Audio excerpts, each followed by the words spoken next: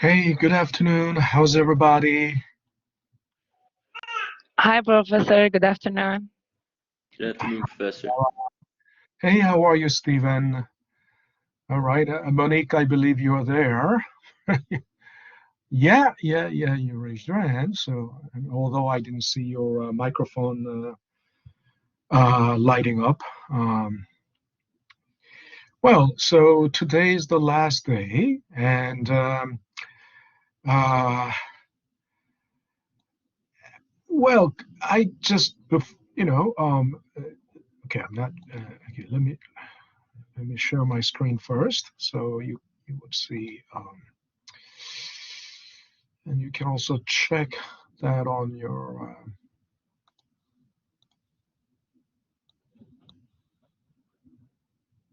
Alrighty. So I just checked the discussion board, and so there are like, 6 people, right? Except myself. Uh, and then I have, oh yeah, I have 4 people here on in the collaborate. Well, so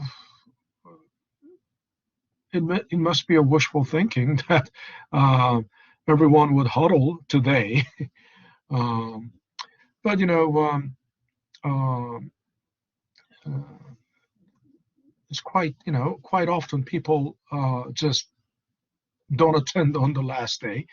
But um, regardless, the last day of summer session is very crucial. It's critical because we don't have such a long semester, which is that 5 weeks, and today's the last day of the 5 weeks. So what I mean, all these collaborate sessions has been just reviewing and reflecting. Um, so some of you may have uh, not missed anything. I mean, some of you may have uh, studied carefully, all the main lecture videos, and some of you may need, reviews and reflections. So for those who need reflections, reviews and reflections, then um, the collaborate session is very critical, right? So, and finally, the wrap up, because today is the last day. Obviously, the wrap up is in order. And then, as for final, I already mentioned that the final will be on everything after the midterm. So it's topic 3, 4, 5, 6. Okay. Topics 3, 4, 5, 6. So yesterday we were talking about the inventory valuation models, right? So there are uh, three models of inventory valuation: weighted average, FIFO, and LIFO. So inventory valuation is needed because in the ending inventory uh, we don't know where that every little item in the ending inventory came from, where they came from, right? Because it could have been, because there could have been multiple purchases during the operating period, and there's something from the beginning inventory, so they were all purchased at different points in time. The prices are different, right? The prices that they. Oh, another thing, as I still haven't gone through. I still three, 2 or 3 more homework fours still remain because it takes you got to understand it takes a lot of time to make those comments, to check what you got how basically I have to go through how you did it. It's like checking the very complex faulty mechanism, and so finding trying to identify where that where that error happened, or where that failure happened. And if you're looking at it electrical wiring and that went wrong, then you have to follow every line of wire, right? And that takes a lot of time. And then um, I write down my diagnosis there. My comment is my diagnosis basically, and that takes a lot of time. You have to understand, and especially there are works that take more time because they are more difficult to actually decode or decipher. Think about it. If you are electrical engineer or electrician or computer engineer designing, the computer, the motherboard, and all the systems, and then uh, if you follow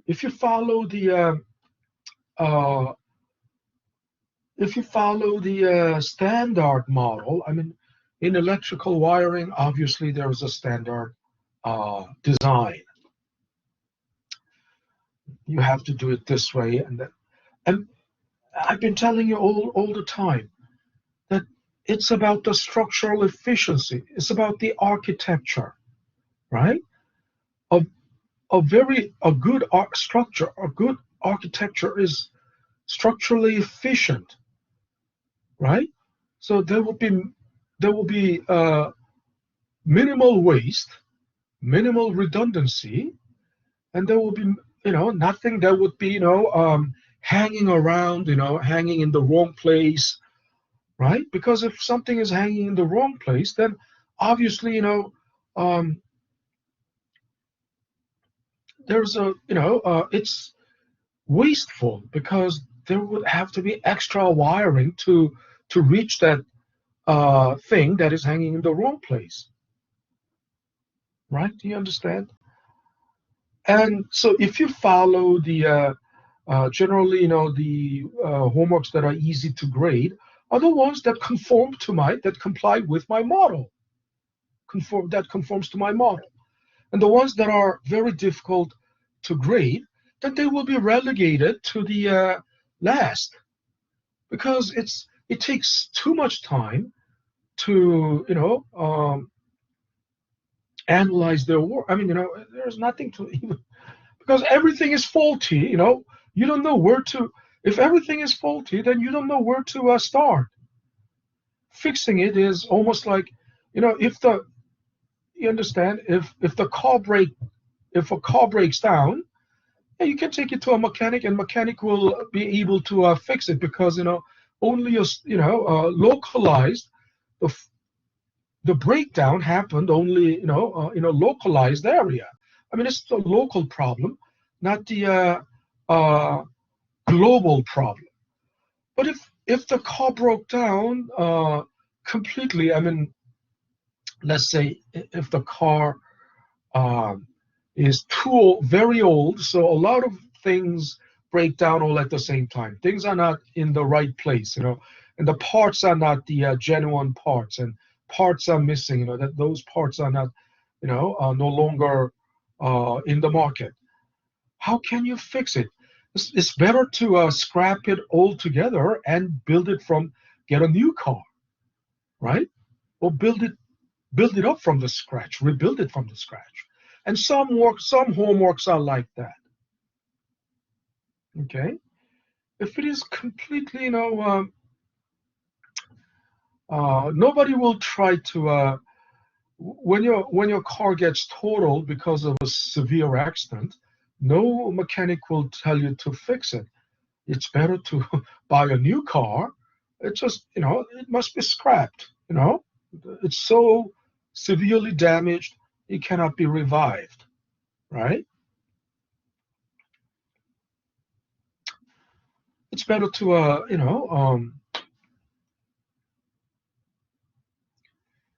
it's better to buy a new one or build a new car from the scratch. Some works are like that. Sometimes it takes almost the whole day for me to go through a. So if you and I've been commenting it, it's a very tedious but tenacious job to comment, diagnose and comment, write down all my diagnose and comment it.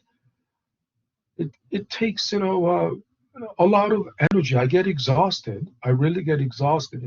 So mental energy, a lot of time, all my time and all my mental energy, I get exhausted after grading or work like that. So if your work is like that, non-conforming to my model, then don't expect to get it back soon, right? No matter, you can't expect to get it back soon, especially if you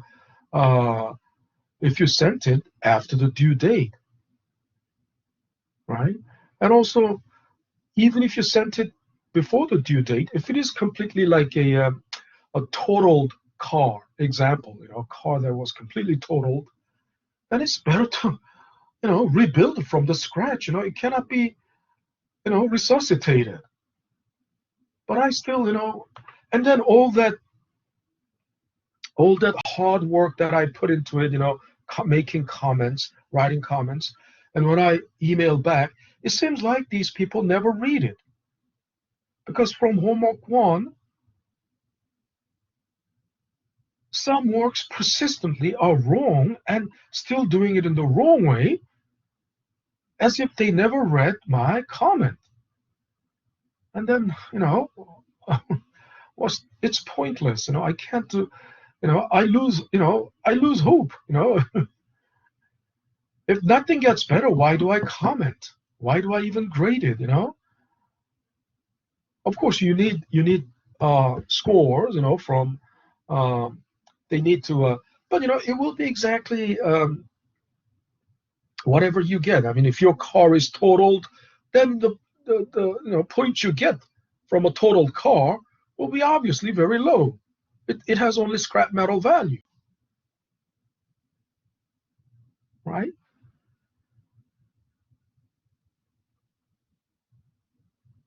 And there is someone, I believe, is just copying from somewhere, constantly taking a screen grab. Why put a screen grab in your homework? I mean, if you did it if that screen grab is your own work, why can't you actually do it in Excel? Why do it somewhere else and take a screen grab and copy and paste it into your homework? Everything is, this person does it like that. And very long verbiage everywhere, very long verbiage. And I always comment that Excel is not a word processor, it's not text editor. You don't,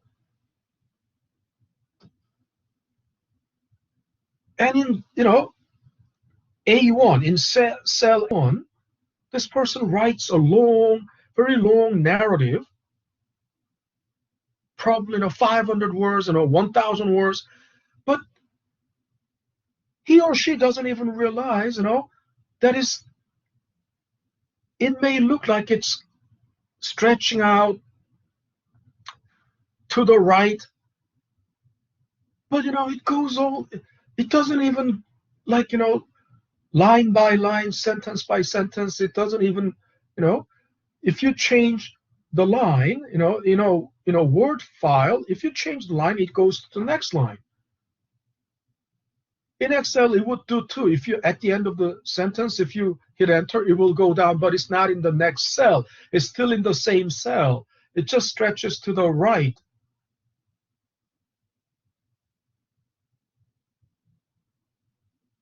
And then this person isn't even changing line. That, like 500 word, 1,000 word narrative just keeps on going all the way to the, for example, if it is like that,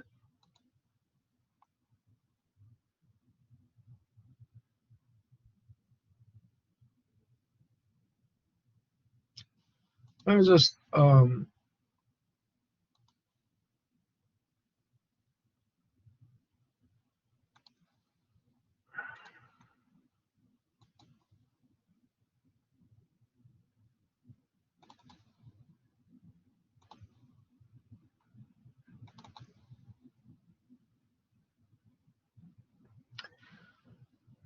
from the day one.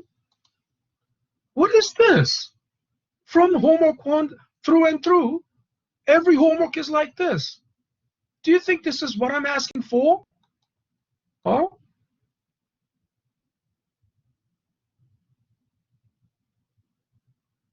good Lord, finally, this person got it, at least, I mean, as far as the font rule is concerned, right? Using, the designated font and the designated font size, but everything is, this is not a word, this is not word processor, it's not text editor. This is just column A. Think about it. Column A stretching like this. And what kind of structural design is here? Do you understand? Is there any structural design here? Is there any structural design? Can this be copied and pasted and reused for another problem? This is doing everything just, all the problems that this person does, it's just for one-time use. Again, see, like, copy and paste. Why take a screen grab and paste it here? I mean, if you were able to do this,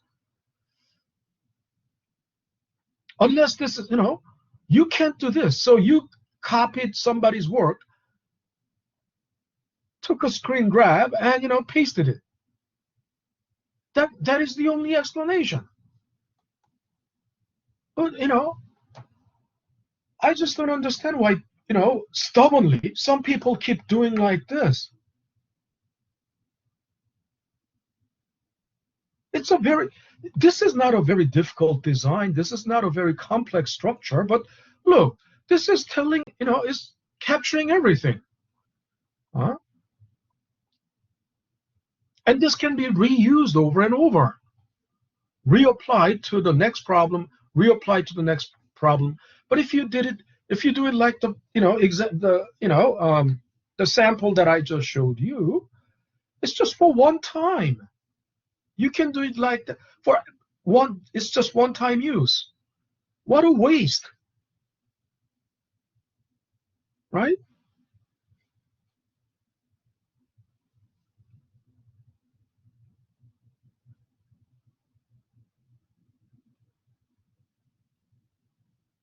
So I don't know. I mean, if you keep stubbornly doing like that, then there's no I mean, the only thing that waits for you is a very minimal grade. It cannot be and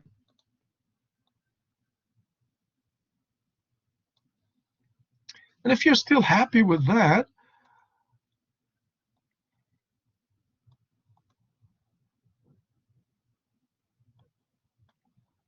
and what is learning? Learning is basically breaking up your own shell of stubbornness and learning something better and something more productive.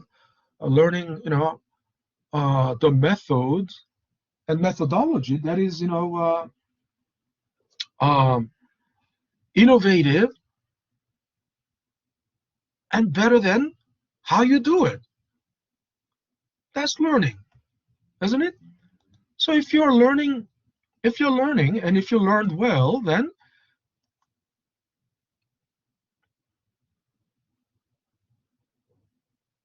you shouldn't be stubborn, right? First of all, you shouldn't be stubbornly sticking to your old ways. But some people just keep, stubbornly, then there will be no improvement, right? Now, so that's too much of that. I want to I don't want to waste too much time. So here, another example of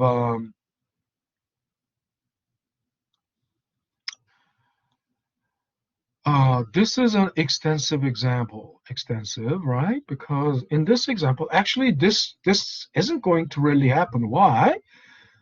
It's got the whole year. I mean, if these are the purchases, what did I say before? Because all the financial statements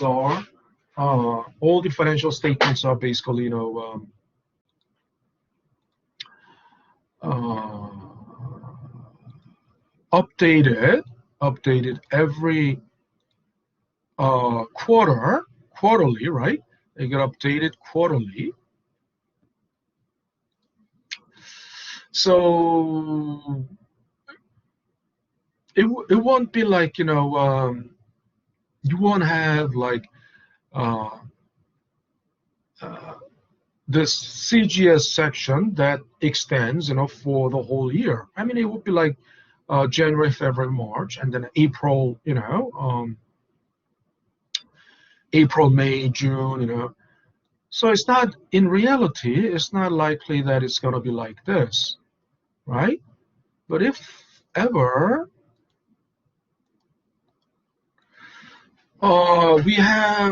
we have inventory, dating back from, or looks like we are after December 15th, and we have some record of inventory, right?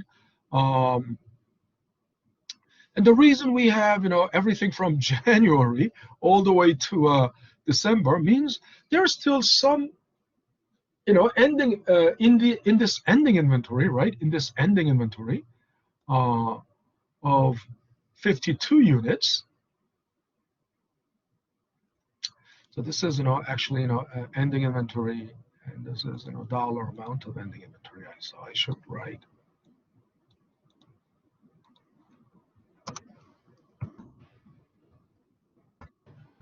I should write it like that, and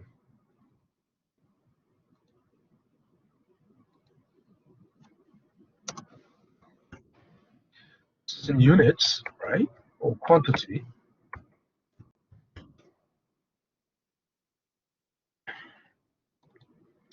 And I don't like this, See, it's stretching, if the label is too wordy, it's stretching out, and then there will be unnecessary dead space, right? So if that's the case, you can do this. You can wrap text, meaning, you can click on this, then you can,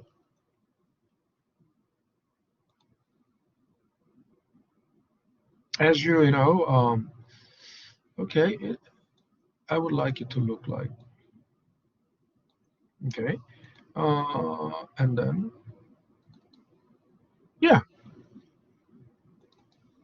So that way, the column is not stretched out too much, right? And then, and a lot of, I made these comments, over and over. Please just use acronyms and symbols. Some people just, you're not writing an essay. Why do you have to say ending inventory? I mean, you don't have to spell it out. And, valued at cost, valued at retail price. Why do you spell it out like that? Why stretch it? That is,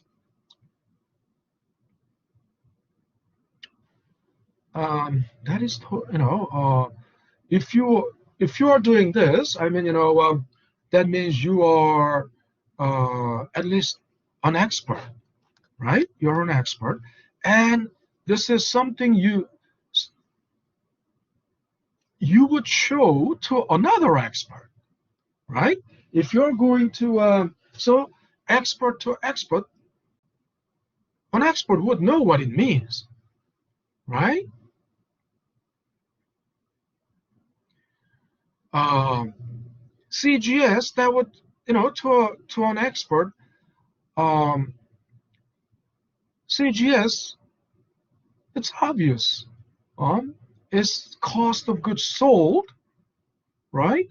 Nobody will look at it and think, oh, that's Charles de Gaulle Airport. What? Charles de Gaulle, in Paris, Charles de Gaulle. Of course, what would that S be? Huh? Of course, the airport code is CDG, Charles de Gaulle Airport. But nobody will, um, a professional in this area, in this field, will know automatically that it stands for cost of goods sold. Don't be wordy, please. Don't be wordy. Huh? If you are showing, if you're, you won't be showing this to a general audience, okay? So you don't have to worry about, and if it is for your own purpose, for your own, reference purpose, then you can make a separate note, right? Make a separate note. Don't spell it out here. Also, if you still need something, handy, then use, comment box, right? And then here, use a comment box. So it's not going to interfere with the model, right?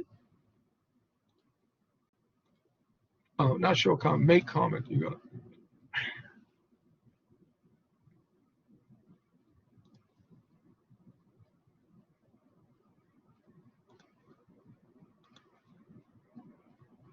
Okay. I mean, depending on, this is old, because I'm using the latest Excel, but this file was made long time ago when it was not, so then it's note, right? But now you can enter. So you can enter like,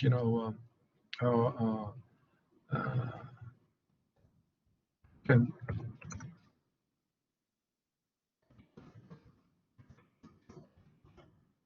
for your own reference, right? You can enter a comment box later. As you, right, place the cursor above it, you will see it.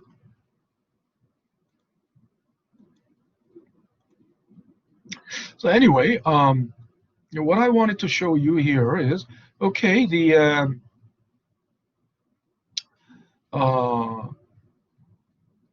weight, the ending inventory, 52 units, right? And there was 141 units in the GAS, and we don't know where this 52 units came from, so then we will have to use weighted average or FIFO LIFO, right? And then so this is the weighted average, right? So if you use weighted average, yeah, all you do is simply multiply that. And some people, and there was a problem like this, right? It wasn't as extensive as this, but there was a problem like this. And some people didn't answer CGS. I mean, you must also do CGS.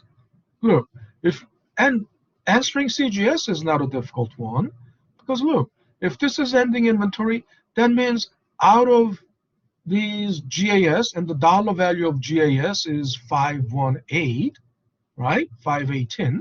Then out of the GAS, goods available for sale, if this much is the ending inventory, then what should be the cost of goods sold? The difference between the two. All you need to do is simply, do this. And if you just, hit F4, right, and lock. Okay, my keyboard has gone to sleep again. Okay, then here, even here, you don't have to. You can just drag it down, right? You don't have to. Now, then FIFO. Look, so it's the same concept, right? And I did it in a bit, you know, you might think, what is that? I'm not okay.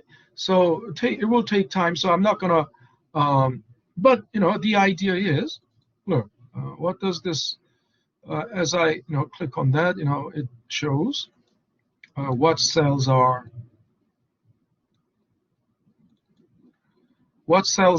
of related. Now think about it. So it's FIFO. So whatever is remaining unsold in the ending inventory must have come from the later purchase, right? Later. And then think about it. There are 52 units.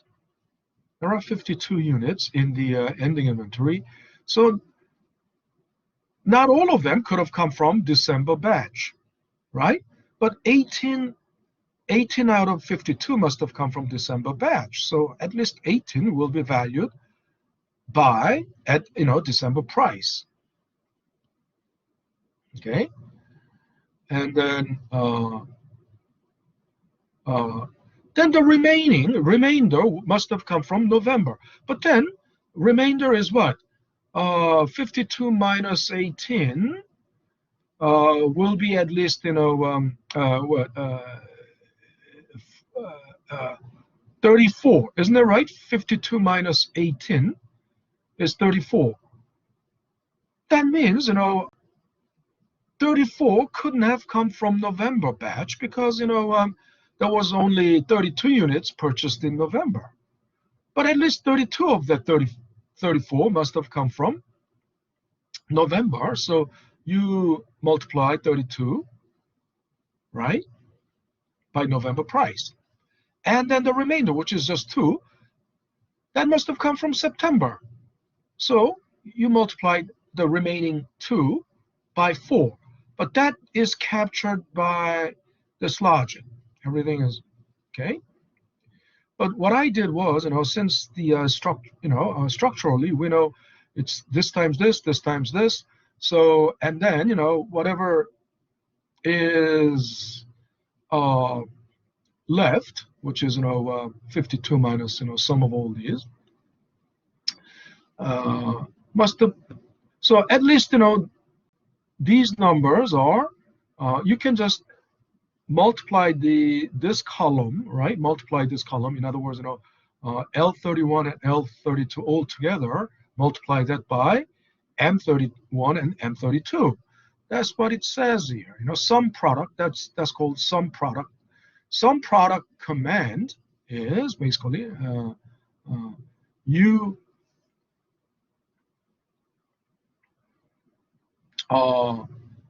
multiply, right?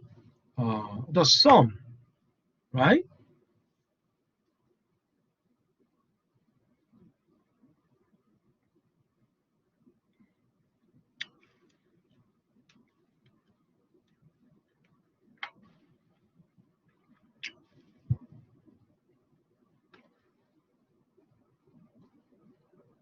I think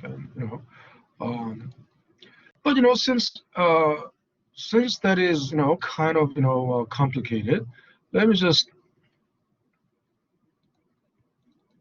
It was unnecessary. Why was there another? There were 2 of them. That's weird.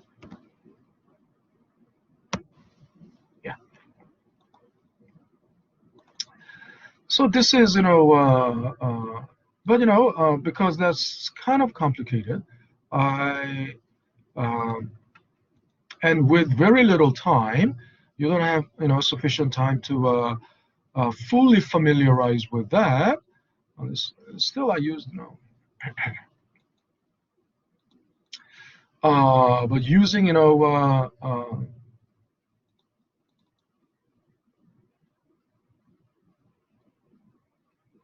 but the logic is not that difficult to understand, right? Without using if command, without even using if command, you can just. But I would want you to use if command, but then it gets very complicated.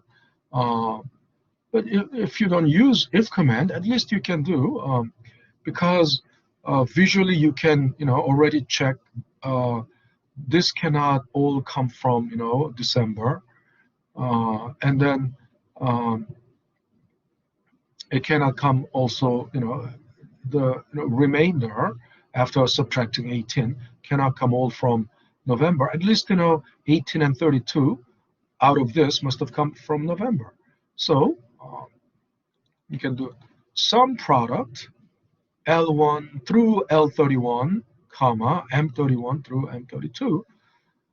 And then it's gonna, multiply, this by this, and sum, right?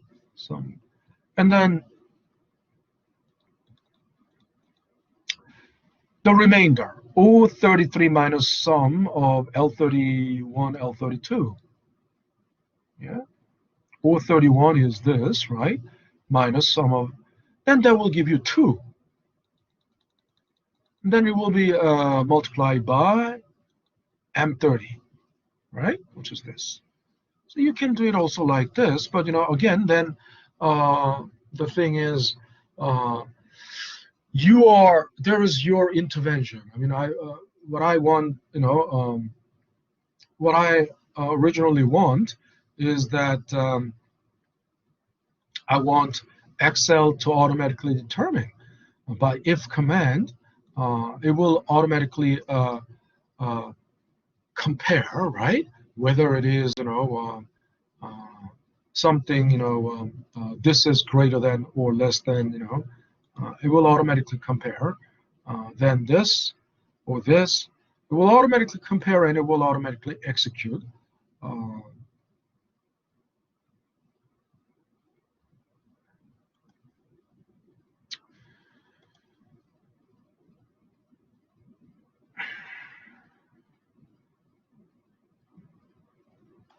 Or, this is just, without using some product, but then, you are making product, right? This is product, right? Multiplication, outcome of the multiplication, right? Outcome of multiplication, outcome of multiplication, outcome of multiplication, you sum, right? It's basically, L25,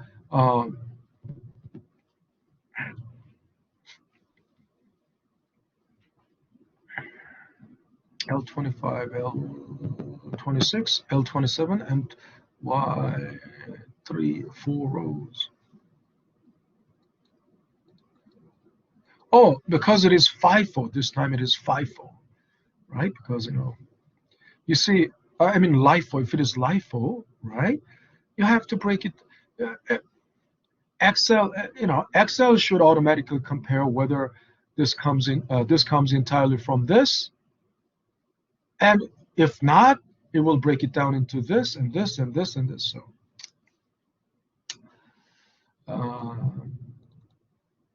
you see, it will, if using if command is very very useful.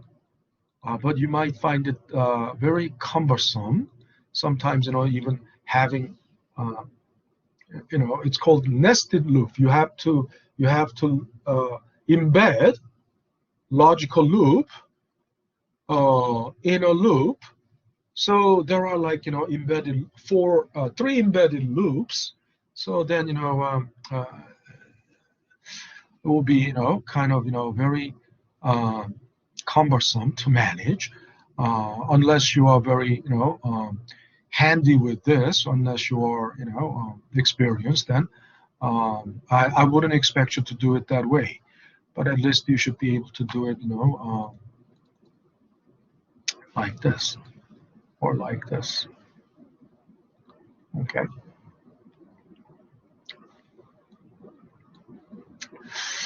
So that pretty much, wraps up inventory estimation.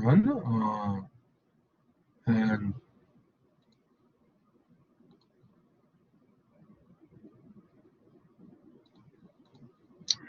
next, because the last topic is depreciation, right? And a couple of things, I would like to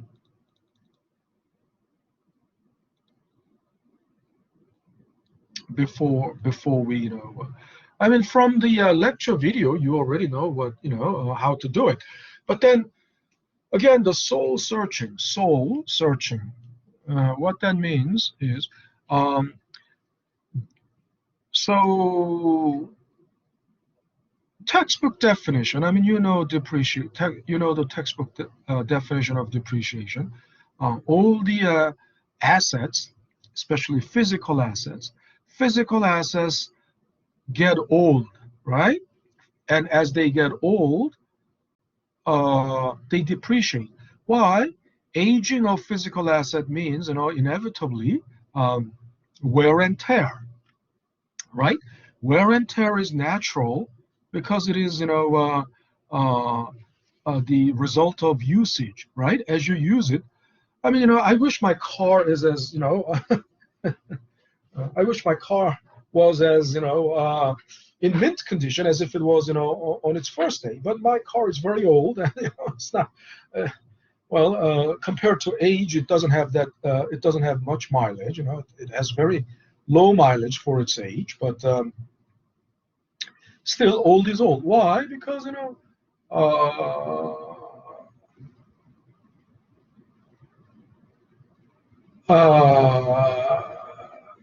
okay, so it's almost, my car is like 8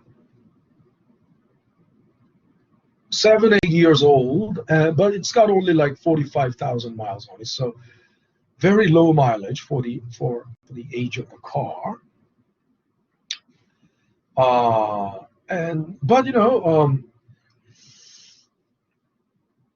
Obviously it's not in mint condition because at least not the tires have worn out, right? Tires have worn out. Small, scuffs, here and there. I mean, obviously, even if you're, taking very good care of car, sometimes there are, small rocks that pop from the road, and that hits the paint of the car. So there could be, minor scuffs, minor scuffs.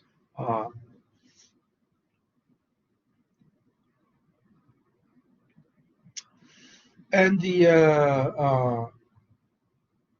everything is like it, especially if it is a production equipment. I mean, also an 8-year-old car that has, let's say, 100,000 miles on it, or even 80,000 miles on it. It would, normally an 8-year-old car would have about, at least about, 100,000 miles on it. I'm assuming at least 12,000 miles a year. Now think about it. Then you may hear already, a lot of things, there's a lot of noise, clunking noise, there could be some clunking, no matter how, you've taken care of the car. Clunking noise, something, and if it is a production equipment, a physical asset, because it has been utilized, right? You wouldn't just, if you have a production manufacturing plant, you don't have it just for looking, right? You wouldn't look at your factory, you wouldn't look at your plant every day just admiring how in mint condition it is, right? What a mint condition it is. You wouldn't do that.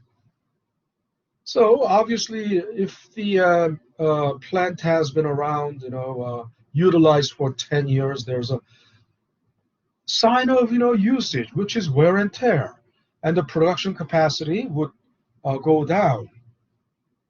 Yes, of course, it cannot be as, productive or efficient as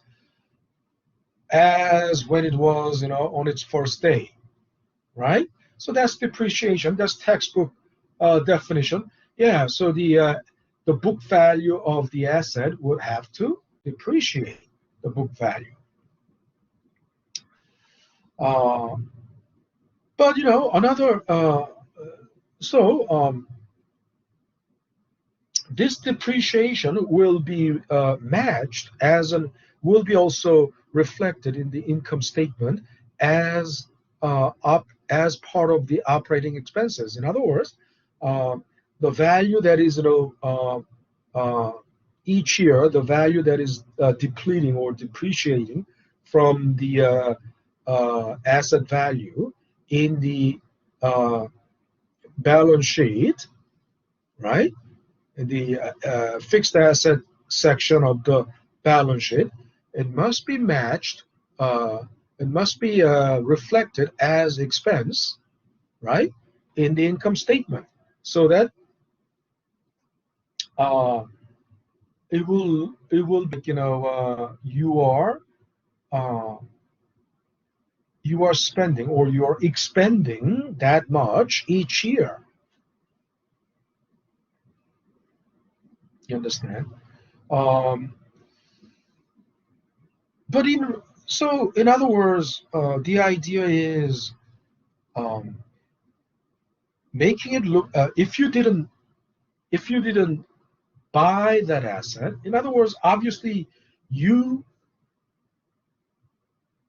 invested, right? If the plant cost you $10 million, if the plant cost $10 million, that's basically, that consists of what? It consists of, construction, right? Construction cost, and then, because you're building a plant, there's, not only construction, but also, what goes into all the building materials. That's part of the construction.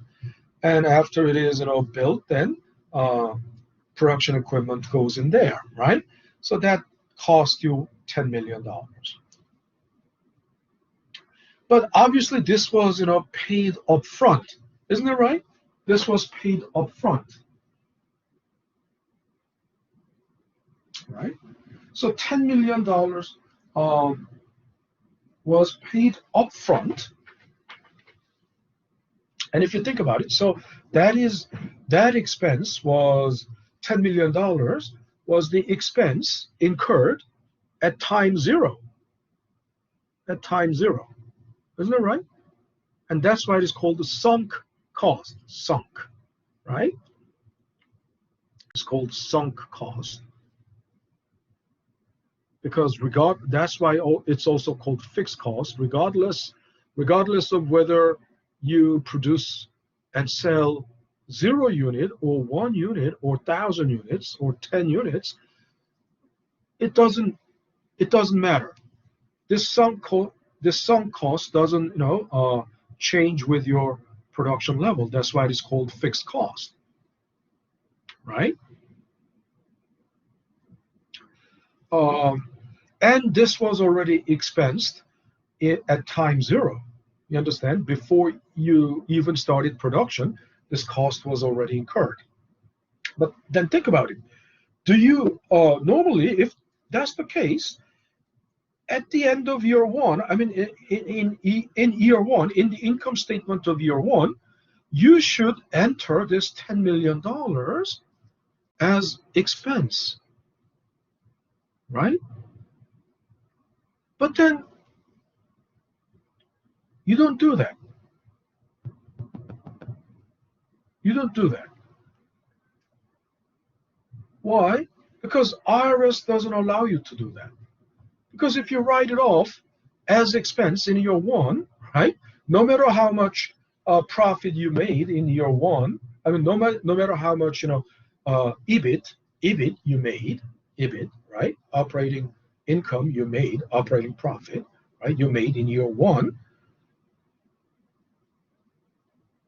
In the income statement, it will show as if you ended up in loss, because think about it, it's a huge, the sunk cost, right? Huge fixed cost, 10 million, and this will wipe out whatever operating income you have made, unless you have made more than $10 million operating income in year one.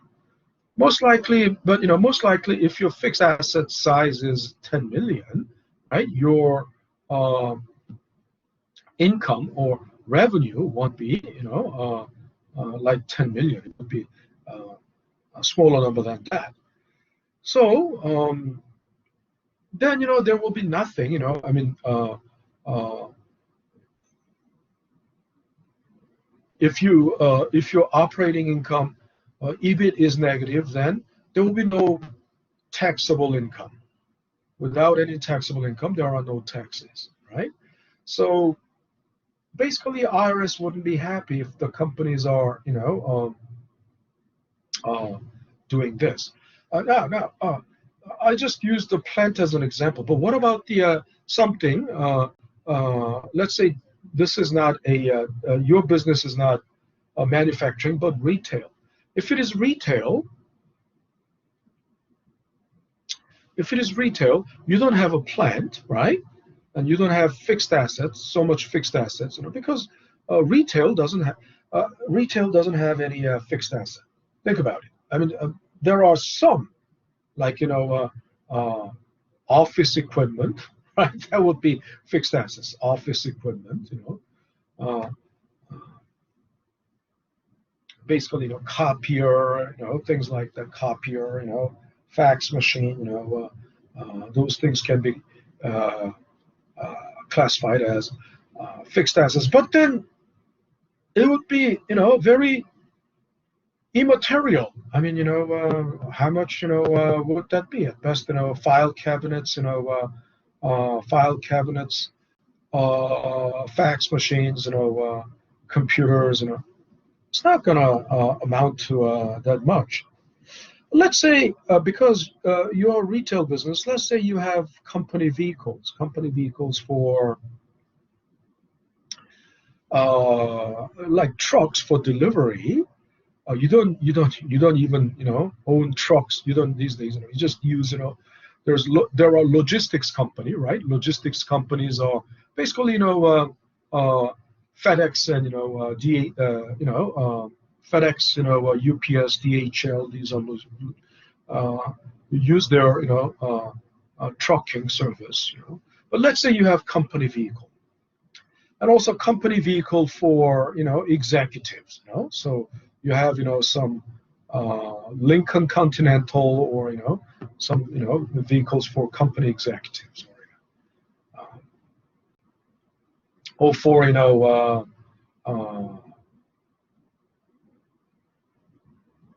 for courtesy. I mean, if the company has some guests, I mean, you would you can use it as a courtesy vehicle, right? And these cars, let's say it's $50,000, $50,000 car, and of course normally you wouldn't you wouldn't just buy it up front, you would finance it, but let's say the company bought it with cash, just paid up front, the whole $50,000 up front, right? So this expense was already incurred at time zero, right? The company paid for these vehicles, So the company has four vehicles, right? Four vehicles, and they were all purchased at time zero, and they expensed, $200,000 at time zero. And then if you allow them to write off these expenses in year one, right? They will write off $200,000 in year one, and clearly there will be obviously no taxable income. And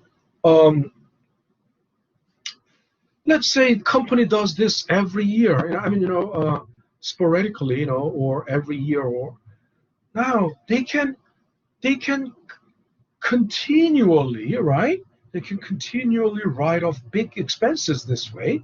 By writing off big expenses this way, then they minimize taxable income.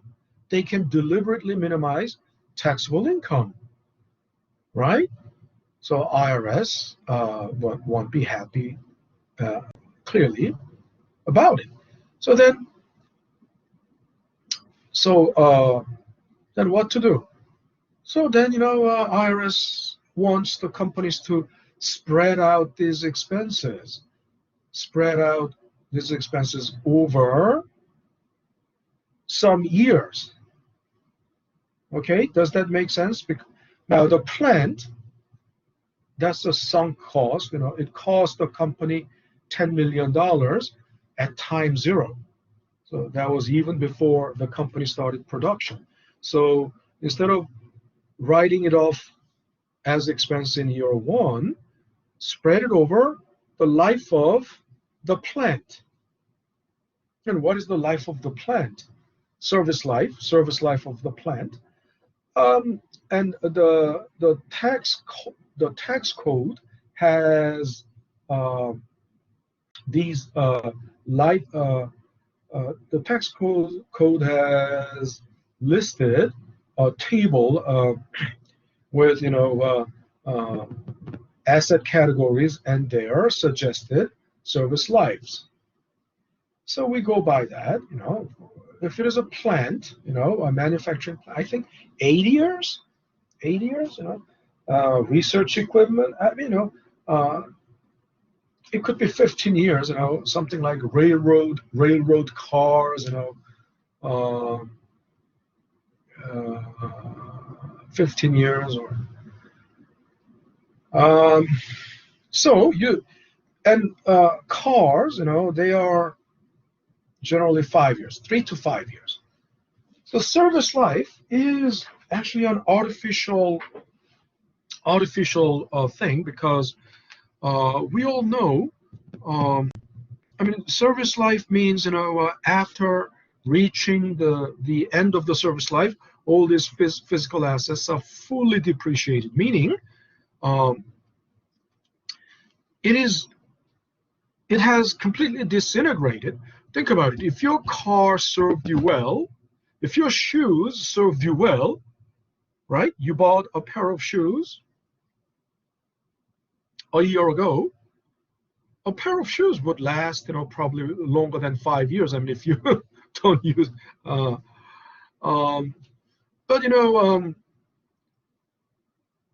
if it served you well, it's gonna, depending on the usage. The tires, right? The tires, car tires, it can last 10 years without wearing that much, wearing out that much.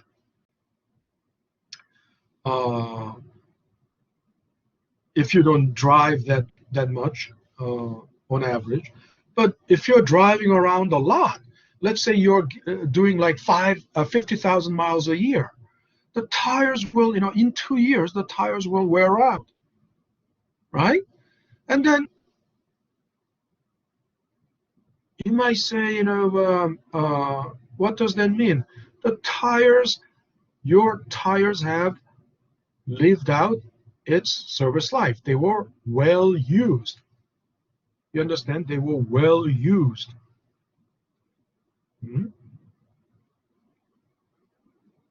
Of course, tires, cars, tires, when they are well used, they don't retire to senior homes.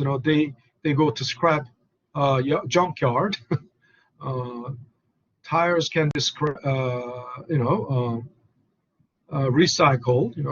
Cars can be recycled. Parts, as scrap metal, they can be recycled. But it's a well-lived life, isn't that right? If your shoes have been, if your shoes have worn out, you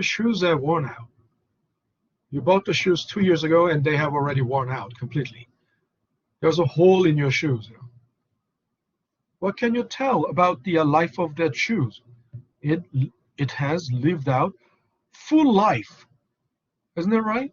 Your shoes have lived out their full service life. It's a well-lived life, isn't that right, for shoes? Isn't it right? That's the way to go. When you die, if your brain is terribly wrinkled, when Einstein died, they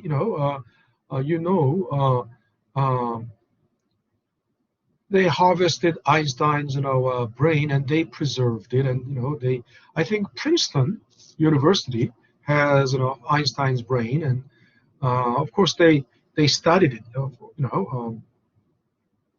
They must have sliced it and taken pictures of it.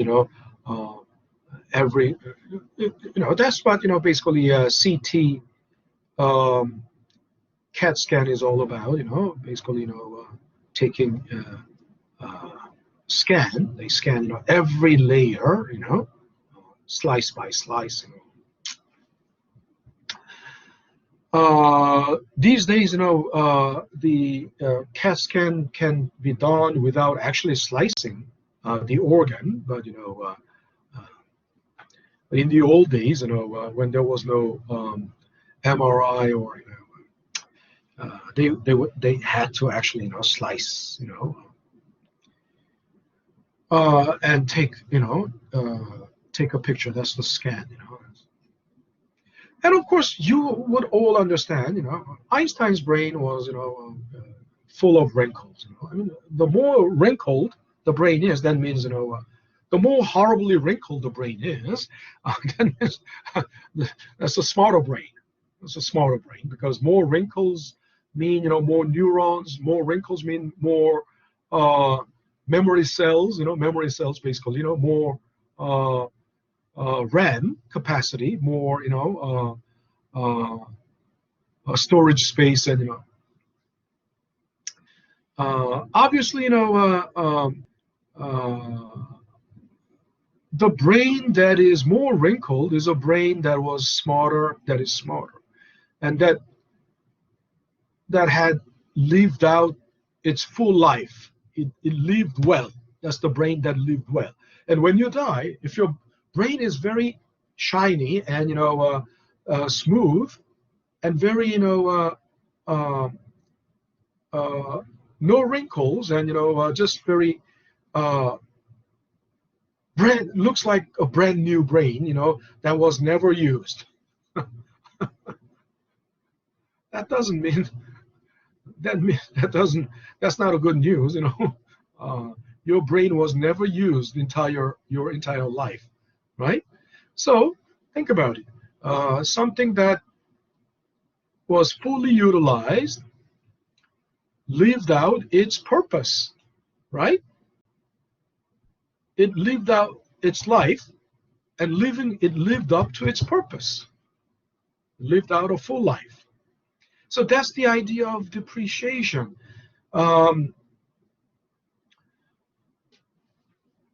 So then the thing to think about it, and then if it is fully depreciated, then it should be zero. The value of that asset should be zero because it must have disintegrated. It has lived out its full life, then it must have disintegrated completely. So it is now nothing more than dust, or it turns into dust. I mean, if it has disintegrated, it must have turned into dust or scrap metal. So at least you can give it scrap metal value or zero, right? That scrap metal value is called salvage value, right? It's called salvage value.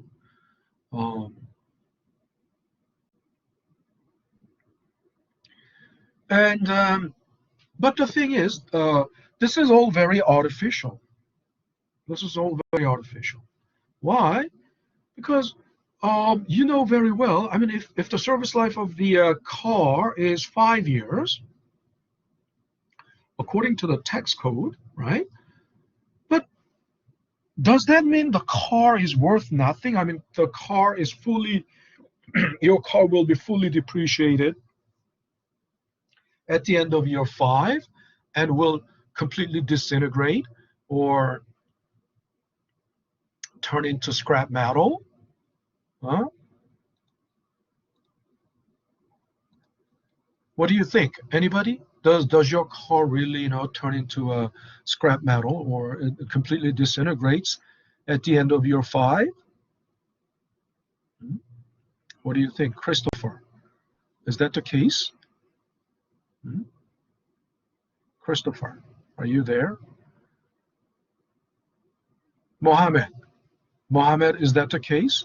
Does the car disintegrate at the end of year 5 just because it is the end of the service life? Looks like Christopher and Mohammed are not here. Monique, did you hear me, Monique? Monique is not, yeah, okay, Monique. Yeah, so Monique, can you answer that question? Does the car disintegrate or turn into scrap metal at the end of year 5 just because the designated service life is 5 years? No. Hmm? The answer is No.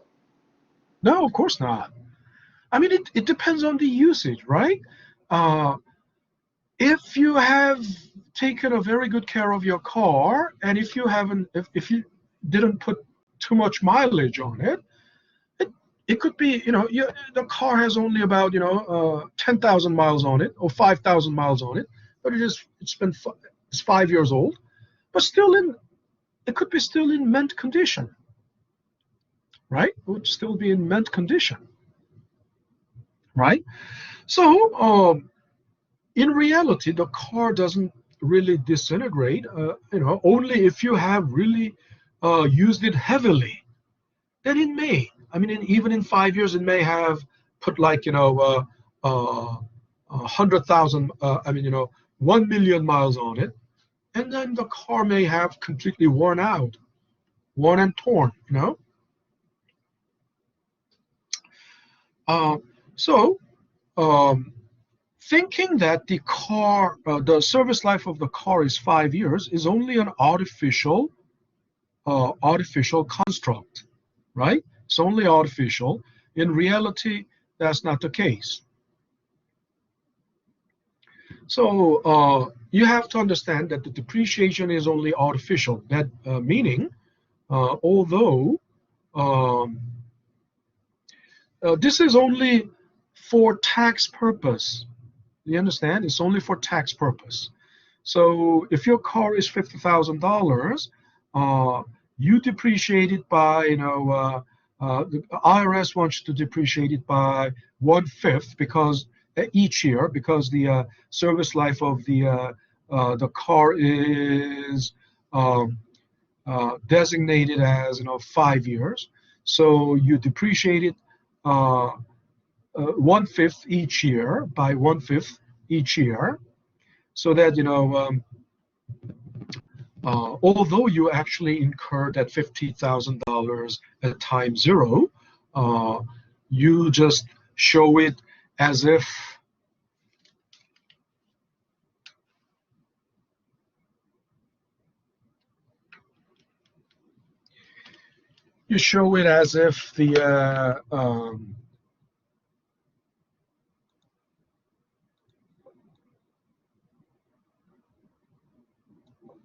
you paid $10,000 each year, right? So by the end of you, as if you expensed, right? Expended, expensed, or expended 10,000 each year. Well, that way, then, what is the benefit to IRS? There is certainly a benefit to IRS, if IRS wants you to do it this way. The benefit is, to IRS is that IRS would have, steady, there will be a steady stream of tax revenue. I mean, taxable income won't fluctuate like crazy. I mean, if you're allowed to depreciate, the entire amount at time zero, the entire amount of your assets at time zero, then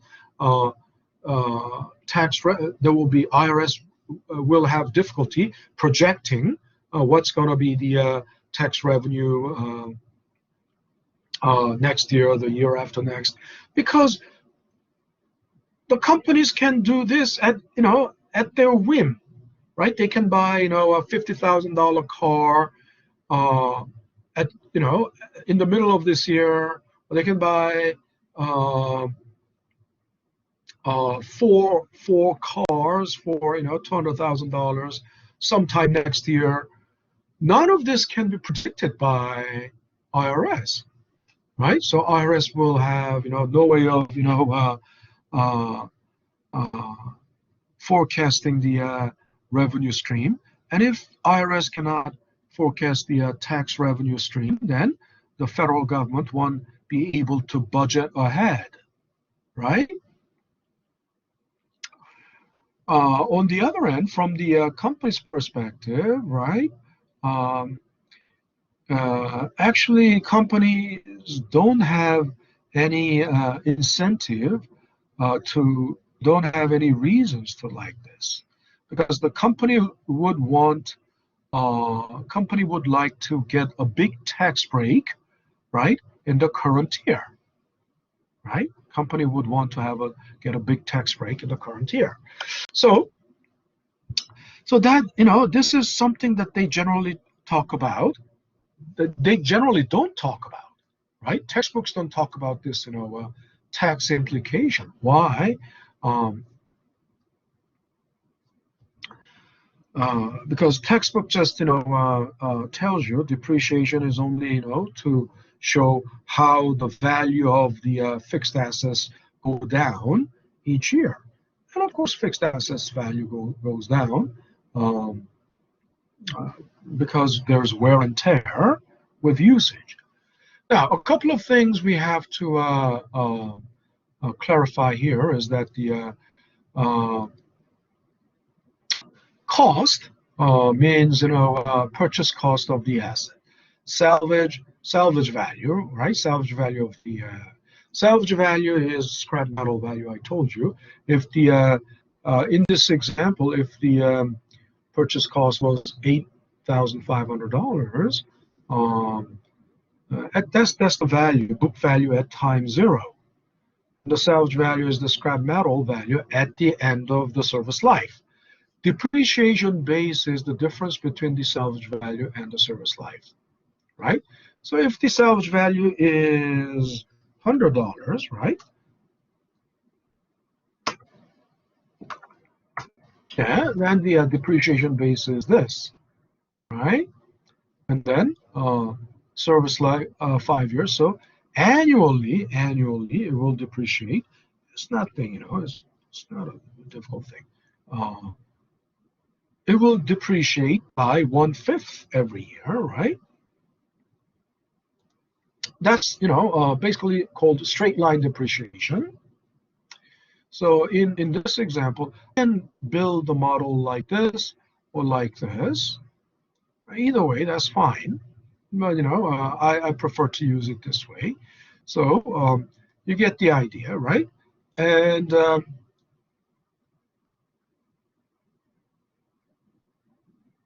so here, let's take a look at this example. This is an asset. So let's do this together. Everyone has this file opened in front of you, right? Don't you?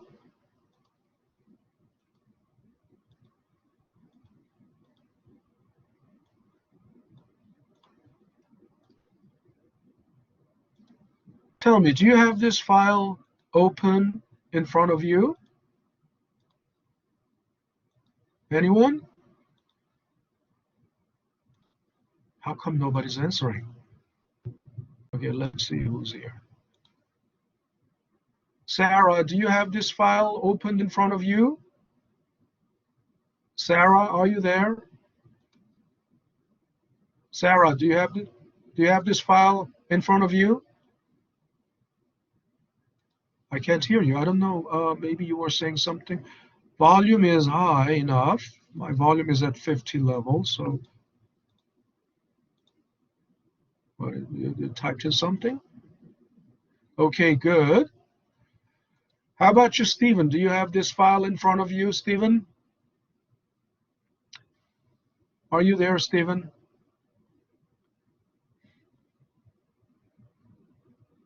Looks like you're not there. And Jimena, do you have this file in front of you, Jimena? Are you there, Jimena? Jimena? Guess I have only one person.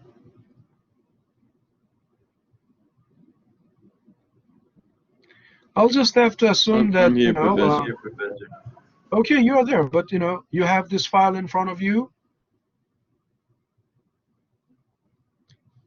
Stephen, do you have this file in front of you? No, I can't see it. It's not. What do you mean you can't see? I'm sharing my screen, so you should be able to see. Yeah, I don't know. It's just black for me. Black screen. Oh, that's.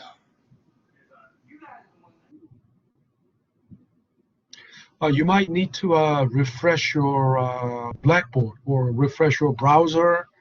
You need to refresh, your Blackboard.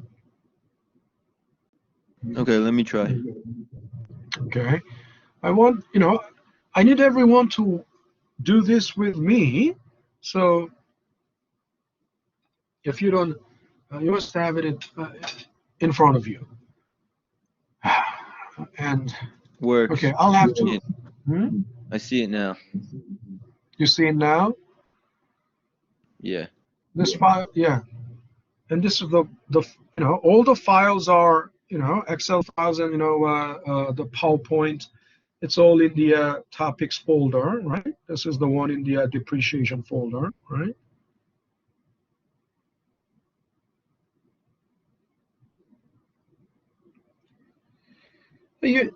Your screen went black because you have been inactive. Most likely it happens because when you have been inactive for a long time, then it goes to, it can happen because the computer will try to divert the resource, right, the memory, RAM, right, to the active application, active app, rather than inactive app. So inactive app will go into like dormant. Okay. All right. So in this example, the cost of your asset is 50K. So it could be like a car or some kind of equipment. Okay, some kind of equipment. Salvage value was too high. I mean, if the salvage value is mostly the scrap metal value, who pays $5,000 for scrap metal value? Maybe 500 at best. Or make it more interesting. I want to make it 250. Let's make it 250. Service life 5 years. And I want you to delete that. And so depreciation rate, first find depreciation rate.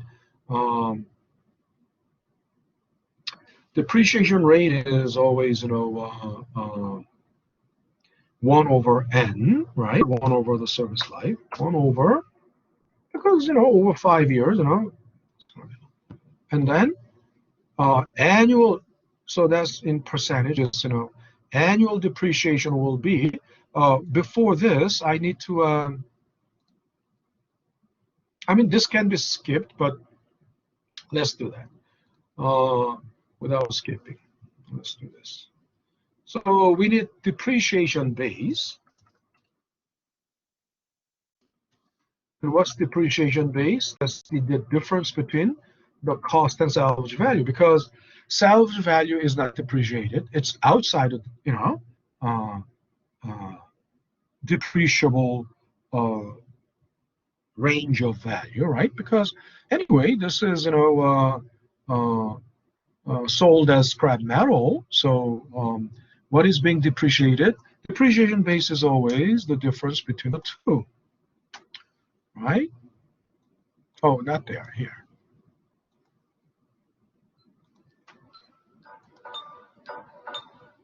What's happening?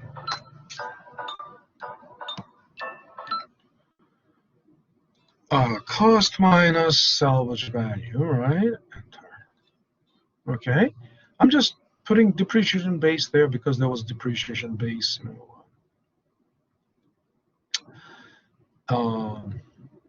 So annual depreciation will be simply this times depreciation rate. Well, you can simply divide it by life. I mean, we don't have to have, rate there, but, this is what it is. Then annually, right, it will be this. And so this is easy, you know, depreciation is relatively easy. And then hit F4 and lock it. And you drag it down. Every year it's going to be like this. And accumulated, it's called either accumulated depreciation, accumulated, or cumulative depreciation. So accumulated depreciation in year one is just itself, isn't that right? But in year two, it is this plus this, which is, you know, D14, right? That's what, how much has been, you know, accumulated, right? And then you drag it down, all right? And then book value is actually book value at the end of each year, right? Book value at the end of the year. Now think about it. Book value, this asset may have market value and book value. Of course, market value is,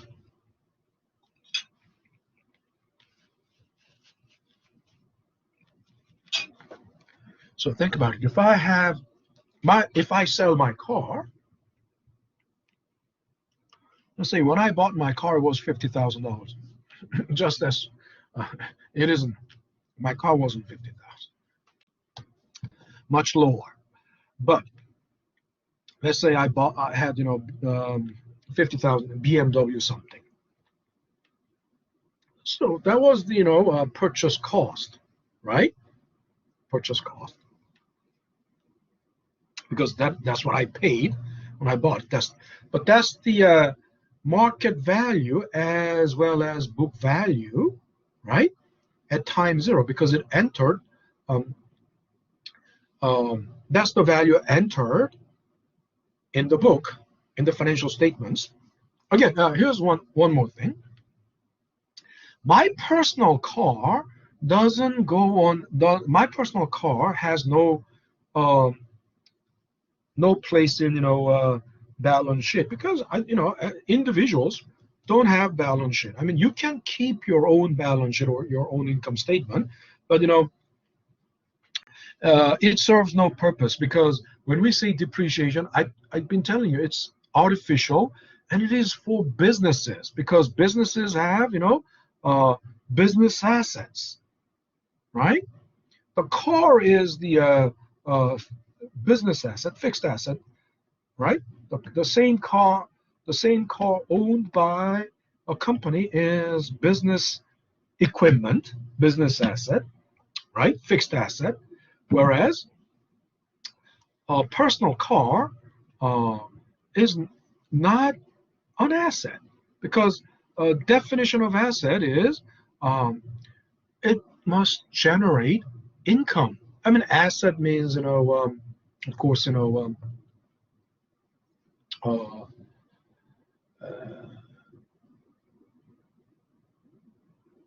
definition of asset, you know, it's debt plus equity, right? Asset is debt plus equity, right? Isn't that right? Total assets is total debt plus um, total debt plus, you know, total equity. But that's, you know, look, uh, that's something defined, you know, in business context, right? And assets, second definition of asset is that the assets must generate income. As why? Because that's why you have plant. That's why you have, you know, uh, copy machine in your office. You know, I mean, they all contribute, and even the company car, they all contribute. They may not be direct production equipment. They may not be directly related, involved in production activity, but they all contribute. They all contribute to generating income, right? So assets must have, you know, income generating power, right? But then, your personal vehicle is not being used for, income generating purpose, right? You might say, oh, I do, Uber, I drive for Uber. Then, your car is not just your personal car. You are a self-employed uh, self-employed person. So you are, basically a sole proprietorship that you are, I mean, your vehicle will have to be declared as, business asset. And then you will go by, when you file taxes, you will file it as business. You will have to file as business, not just as, an individual, not personal income tax, but it's a personal income tax, but it will be treated like a business, right? Self-employed business. So anyway, think about it.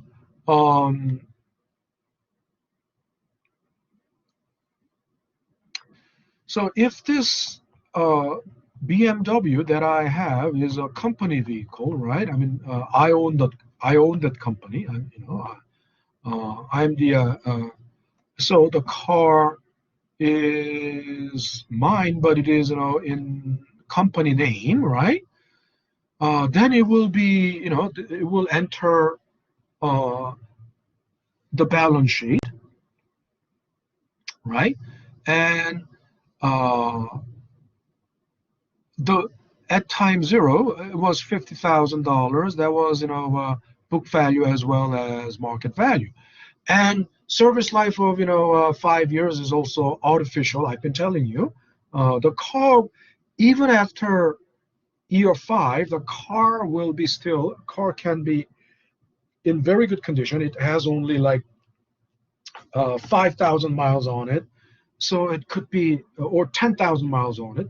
So it could, even after 5 years, it can still sell in the resale market. It can still sell for, let's say, $30,000 or $25,000, right? But then that's market value. That's market value. But on the book value will have to be exactly the scrap metal value, right? Whatever the market value is, actual market value is, it doesn't matter, because think about it. The point is, you want to write it off. You want to write off this expense so that your tax will be lower by as much. Your taxable income will be lower by as much, right? And if you use $30,000, if you declare $30,000 as the value of that car, that market value of the car at the end of year five, then that will be a very stupid thing, because then your tax won't go down, the taxable income won't go down by full extent, right? Your taxable income will be bigger, right? Because expenses were operating less. Operating expenses were less by 30,000. You understand? But anyway, book value means book value at the end of the year. So this means book value at the end of year one, which will be, and the book value will go down from this by as much as this, right? And I will lock B10, because book value is always, purchase cost minus cumulative depreciation, right?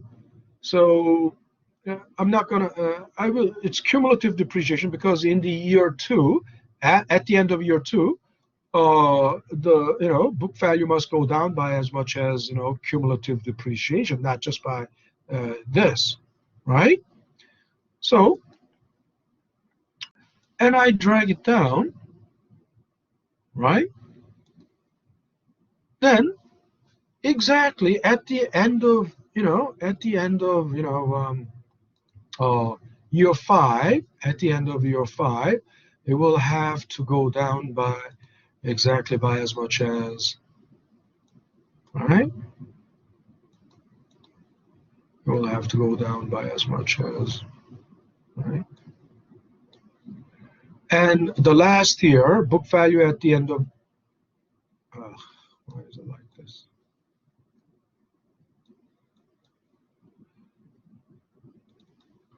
So the book value at the end of the service life uh, must be exactly the salvage value, right? Then that means it has been fully depreciated, right? And then this is called straight line depreciation because why? Because the book value goes down in straight line, right?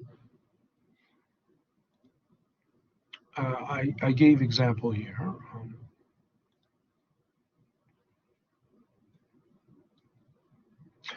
Um, so think about it. Book value is book value. At the end of year one, the actual market value may be different, but it doesn't matter. For tax purpose, you go by the book value, right? Uh,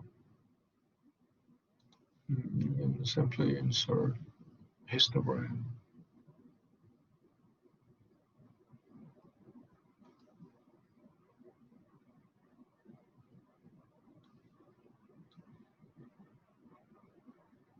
Come on, something. No, no, no, no, no, no, no, no, not that. Only this.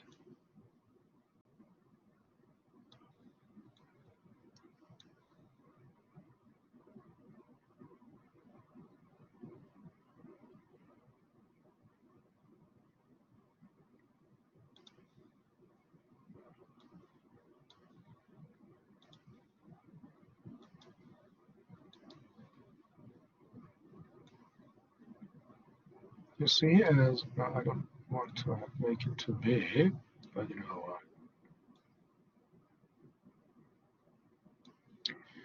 and if you connect, these, end of the top of the histogram, you will know it goes down in straight line. So straight line depreciation. Okay. Now, next example. Okay. I'm gonna this time.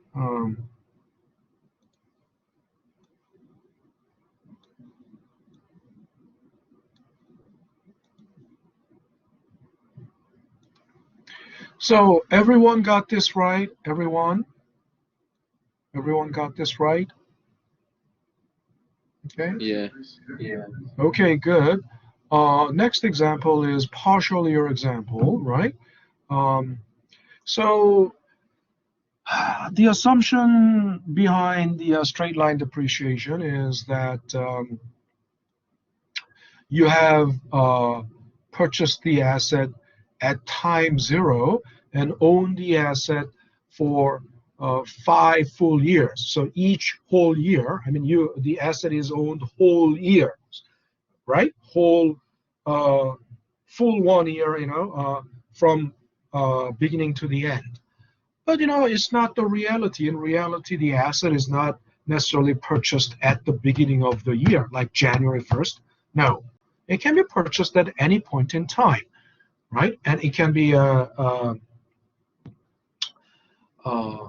but the service life will always end at the end of the year, right? Because it's artificial. You have to basically match it with the um,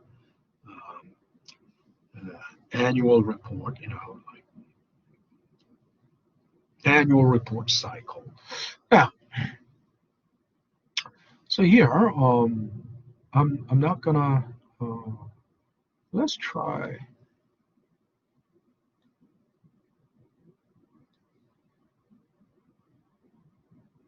Okay, I'm gonna.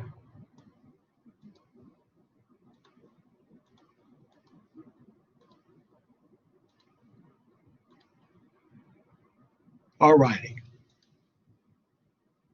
The service life of this asset is 4 years, and then it looks like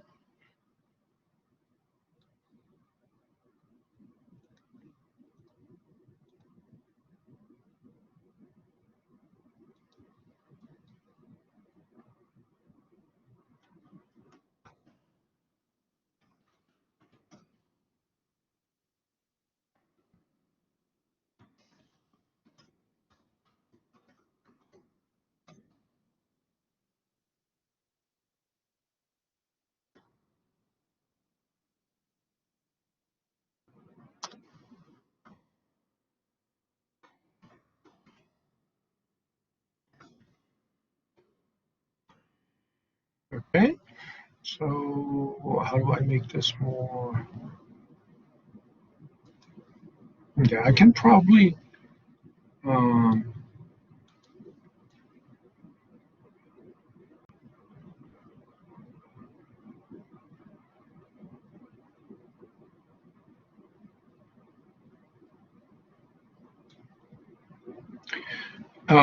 and so this is,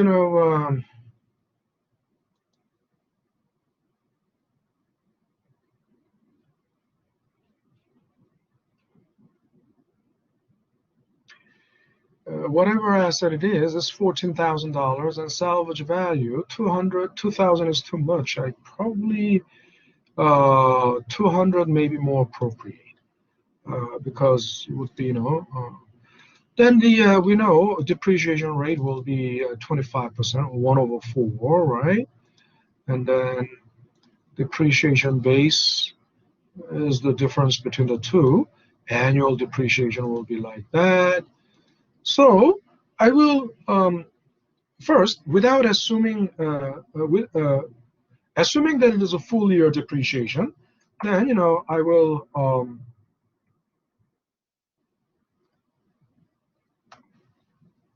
simply point to this and block it, and then drag it down. Okay, but then there was, there was a small, side note that said that this asset was purchased on April 1st. What does that mean? This asset was held only for 3/4, right? Only for 3/4.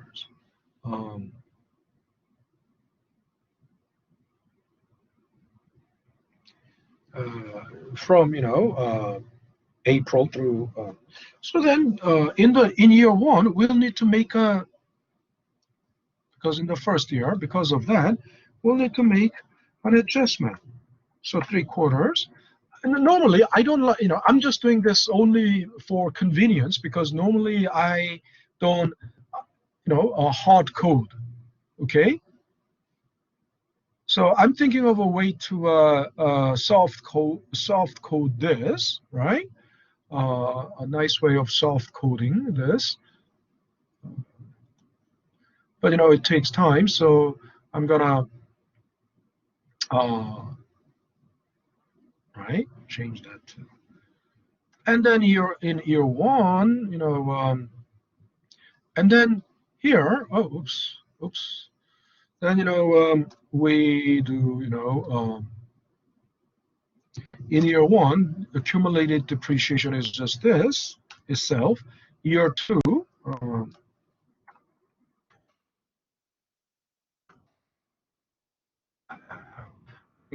doing it this way, this one, right? This one will cover up. Okay. Then we have, let's see, we're gonna, and book value is always the purchase cost. You can hit F4. Then accumulated depreciation, then you drag it down. Now, here's the problem. Why? We are in a dilemma here. Why? Because we're in a bit. Why?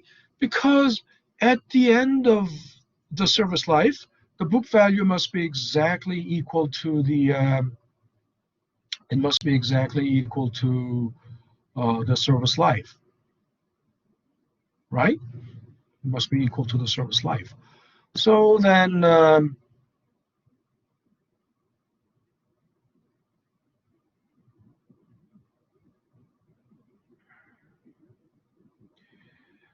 We didn't end up with the salvage value. It must be. What do we need to do? That means an adjustment must be made. So what kind of adjustment should be made? Because we had it only for 3/4. That's in the first year, 3/4 of a year in the first year. That's why this happened. then we have to make that at missing 1/4 back here. We'll have to add missing 1/4, and then missing 1/4 we can.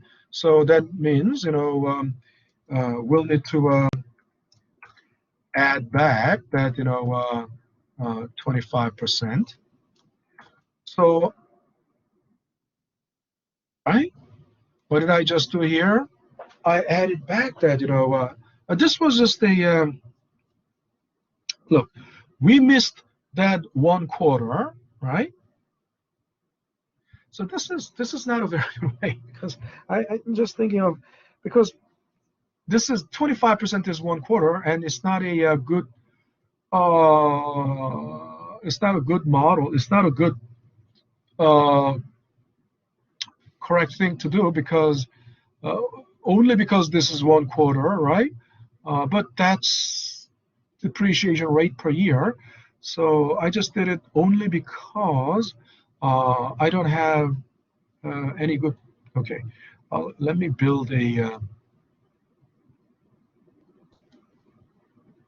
Let me first.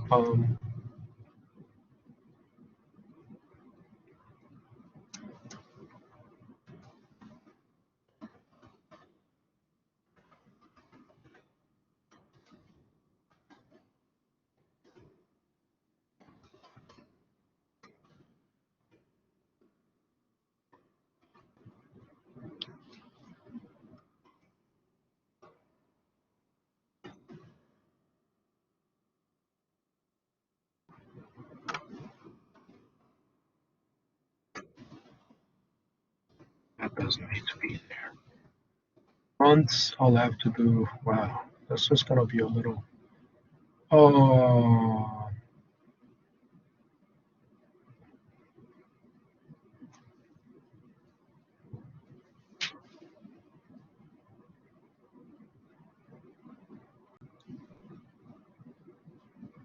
Okay, let me do it this way.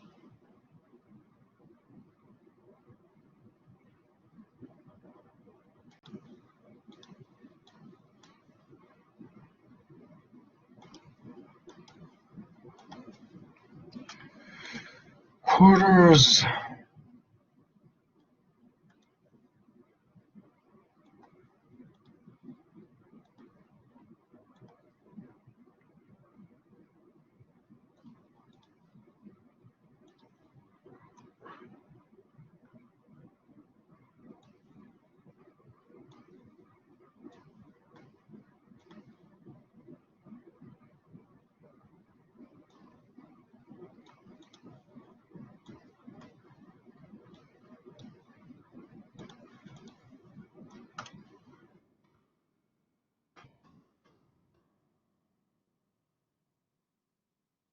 Ah,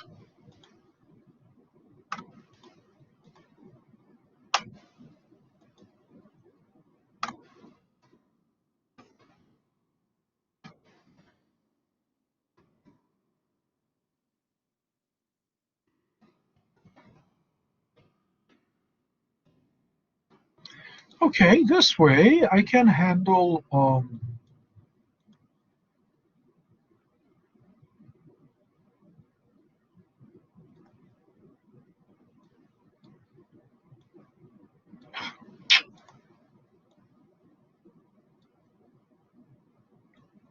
You see what I'm doing?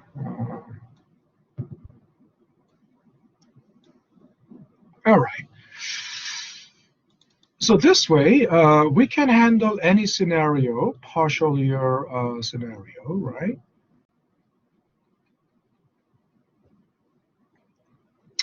So here I can do, instead of doing this, I can do times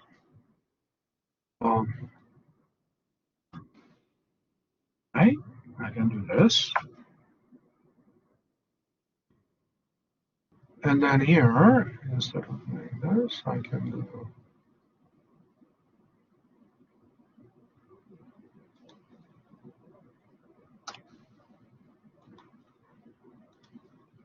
All right. Then I end up, with the salvage value. Okay, so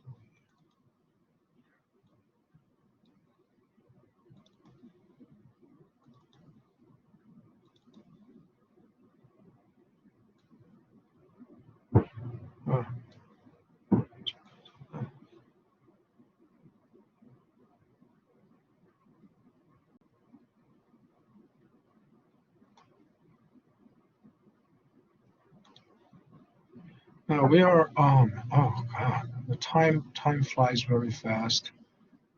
I really wanted to talk about the so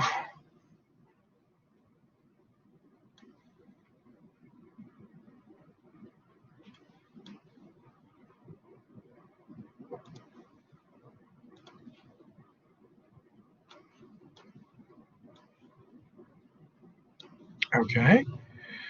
Now the next thing, we're still talking about the straight line, but there is accelerated, accelerated depreciation. Um, Here's another example of when life is in production units, not in life. Now think about it. Yeah, that's possible because if things depend on um,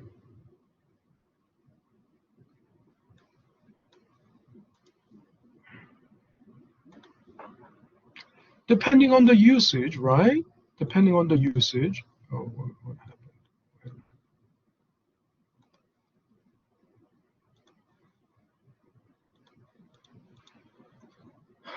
Especially production equipments, it's not the years, I mean, also car. As I said, my car is 8 years old, but I didn't use it. I got only about 45,000 miles, so relatively low usage, right? So to reach its actual service life, I mean, it's not by years. I mean,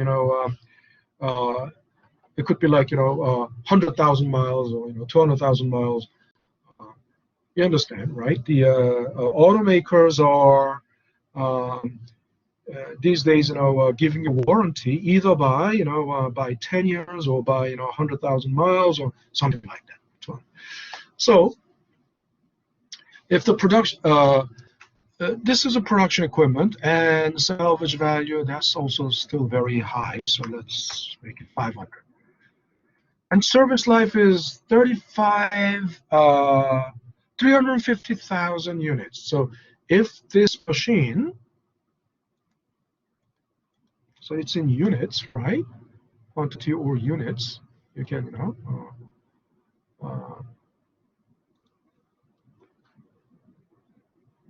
this machine will be fully depreciated if it produces, once it reaches 350,000 units, right? Produced.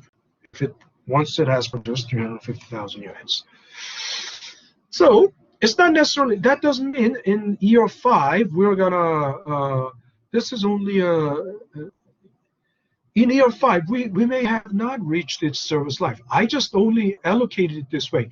um, you see what I did here? I only allocated it this way. In other words, I allocated it in such a way that all these output levels will add up to 35,000. Okay, so it's very artificial, but in reality, it's not like that. By year 5, you may not have yet reached 350,000 units, or you may have already reached 350,000 units. But that's not what what I did here is simply this.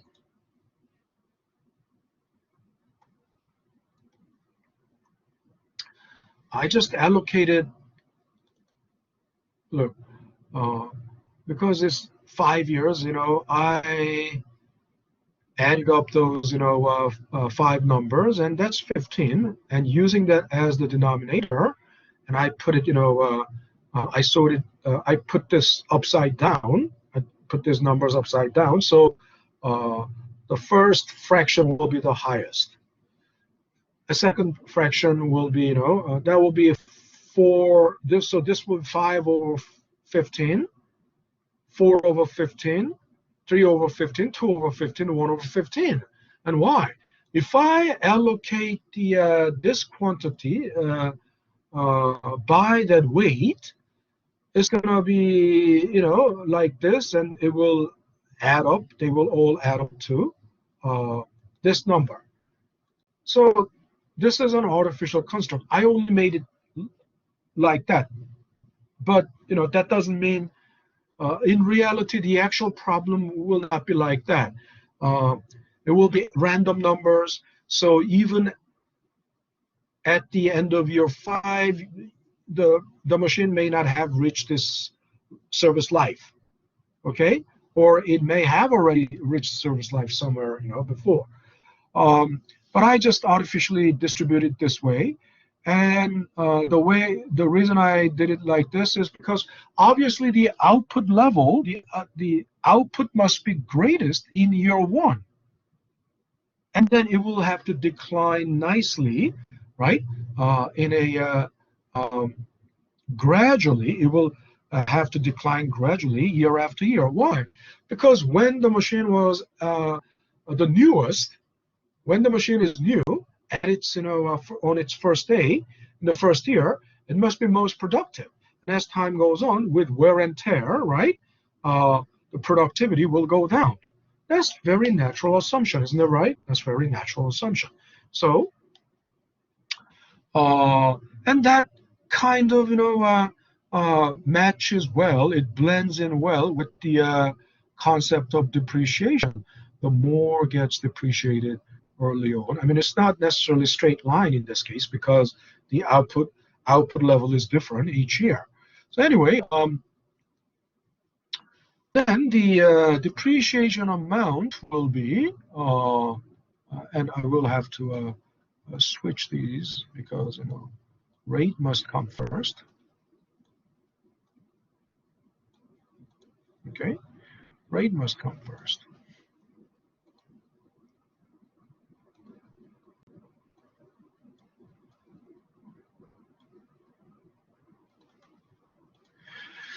Depreciation rate is 1/service life, always. So that means when 1 unit is produced, what happened? Why is it not showing?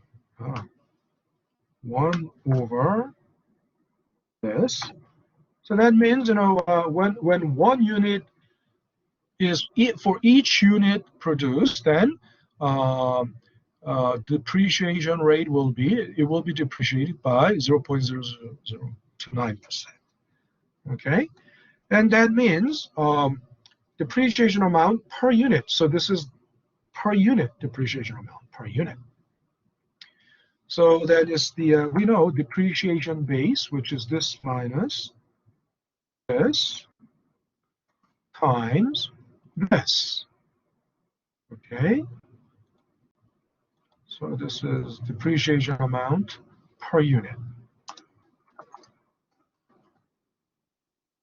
Usually I don't like to spell it out, so the best thing is probably I'll just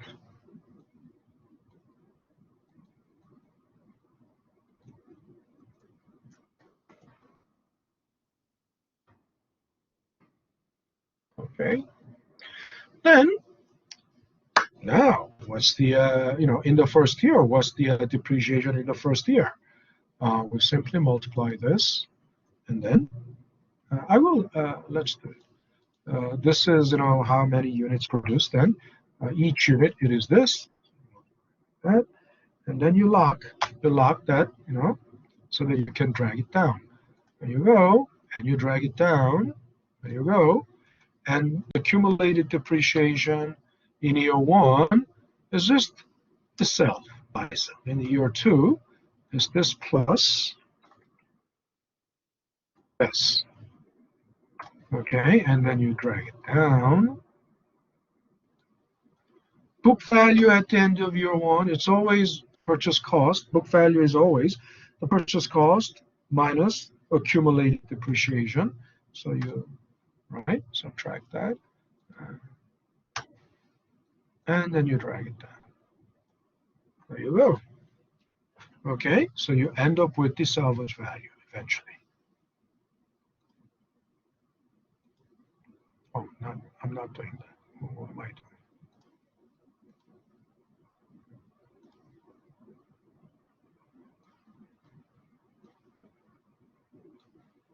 Okay. So then we have, straight line depreciation when service life is in production units. Okay, we are out of time, so we can't do accelerated depreciation, a review, but please watch my videos, right? The videos are still, I believe, don't just, do your homework the way you think. Because if you do your homework the way you think, you won't get it right. You have to follow my model. As I said, if you're an electrician, right, or electrical engineer, or computer engineer, you follow you must follow um, the the model, the standard model, right? Because that is the most efficient architectural structure. And then if you don't do it like that, it will become, like botched. It will be botched, and something. So don't botch your homework, okay? Just watch my. It's. Let's see how many. Uh,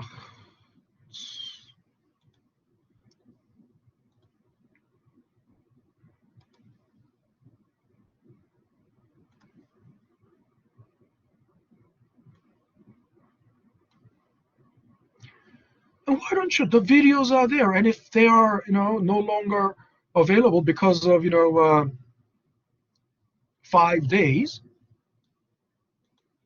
it's been more than 5 days, then they are in YouTube. So of course, depreciation's only part 4 is there, part 4, 5, part 4 and 5. But then the ones that are no longer there, then why don't you go to YouTube? I gave you, Business 210. It's a playlist, name of the playlist is very easy. CUNY BMs. Just go to, what is there for depreciation and, inventory, overhead, everything.